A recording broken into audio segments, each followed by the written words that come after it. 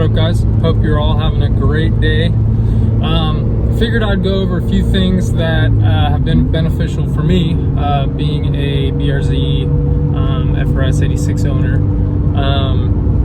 and that is how to best drive your BRZ to get the most out of it. I mean, the title's a little, I wouldn't say clickbaity, but I'm thinking like 3 realistic things that I've noticed and that I've done to really kind of make a difference and allow me to have more fun with this car.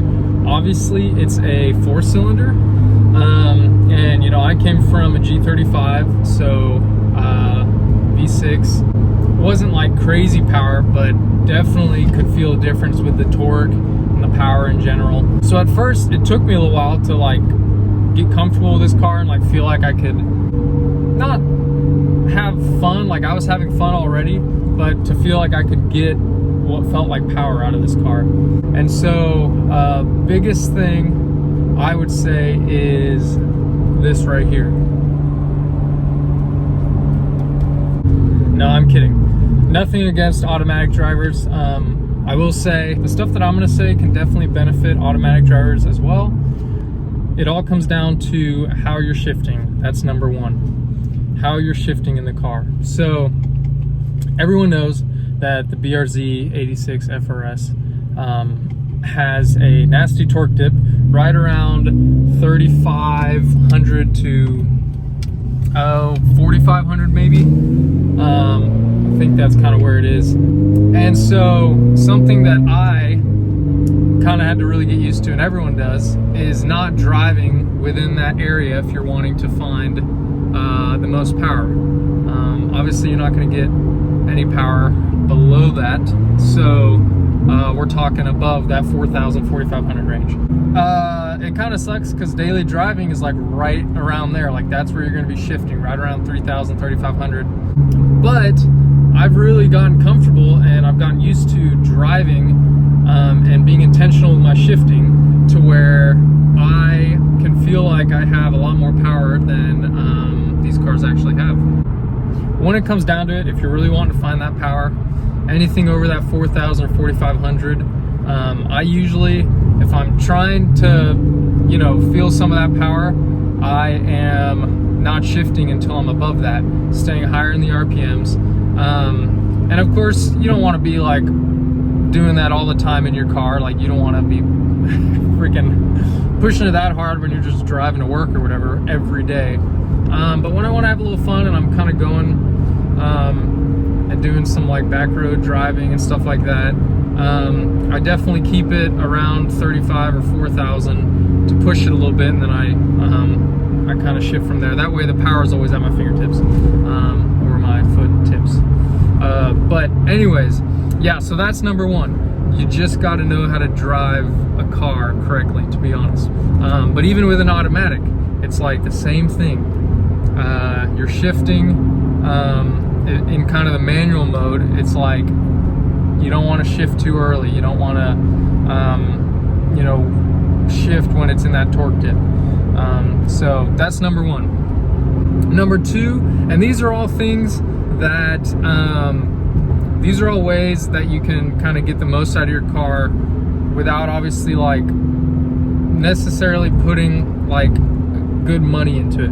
Obviously, you can get more power out of your car with a turbo or supercharger. That's not what I'm talking about. I'm just talking like kind of simple things that you can do to like feel that the car has more power than it actually does. Number two, I would say, is just go with an open flash tuner. Honestly, that's been a game changer for me. It's really kind of changed. You know, it takes a little bit of that torque dip away. Even just like the stage 1 tune without the headers and stuff. It really gives the car a bit of a better feel. And yeah, that's all at the cost of, I mean, I bought my OFT version 2 for like 280 bucks used. So you can definitely find deals out there. But that is definitely like step number 2 to get more power, or to at least like feel that you're getting more power just with like helping out with that torque dip and stuff.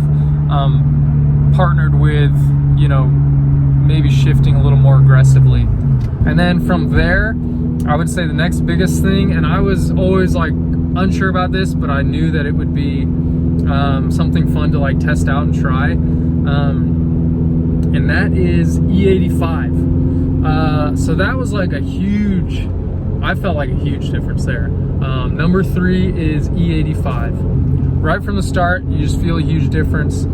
Even just coming from like completely stock to stage 1 to E85. Now you can get like the delicious tuning, E85 flex fuel kits and stuff like that.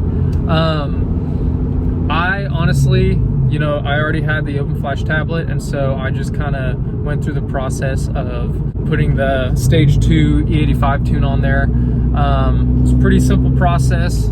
I mean, as long as you've got somewhere close that you've got E85 and you can stick with it for a while to where you're not having to like switch back and forth constantly, it's a pretty good option. And yeah, that was like a game changer for me.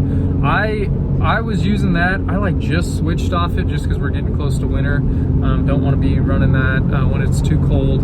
I was on that for about 4 or 5 months, and it felt really good. It kind of sucks going back even just to stage 1, because it's definitely a downgrade, but it's a great option again for people that just want to feel that kick a little more. Honestly, just wanting to get a little more out of their car, and not have to spend a crazy amount. But yeah, coupling all those things together, you know, just being smart with where you're shifting, higher RPMs, and then stage, you know, open flash tablet, stage 1 tune, or stage 2 if you got, you know, the headers and stuff, and then even stepping it up to that E85. I think that's how you're really gonna get the best feel out of your car that you can get without going forced induction. We're talking stock right now. Obviously though, headers, that'll be another step up. I think the next thing I'm gonna do is get the drop-in filter for my car before I get like headers or anything, because the drop-in filter is like, what, 50 bucks or something, and that just gives you a little bit more. I mean, we're really not talking much at this point. Yeah, hopefully that kind of allows some people to maybe explore a little more with their car and not just be driving it bone stock, maybe just get a little more out of it.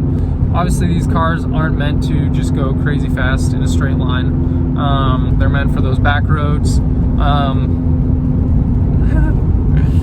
Had a Veloster give me a thumbs up. That's always fun. You can definitely get a little more out of the car if you want to, by hopefully using these three little tips here. Hope you guys could take a little bit away from this. Honestly, I just love the BRZ 86 FRS platform. It's super fun. The goal is obviously to like keep going up and keep upgrading and modding stuff, but that costs a lot of money. And so I know that everyone's always looking for ways to kind of get the best out of their cars without having to dump too much into it, at least at the beginning. So that's where I'm at right now, and hopefully that can kind of help you out too. I appreciate you guys watching these videos. It really helps if you guys can like and subscribe. I'm trying to find more time and more money to put into the car. Hopefully you guys are sticking with me and enjoying the videos. Let me know in the comments what you'd like to hear next. Let me know if you've tried out E85. Maybe you've gotten the headers and you can feel a huge difference. Would love to know. But anyways, hope you guys have a great rest of your day. Stick with me.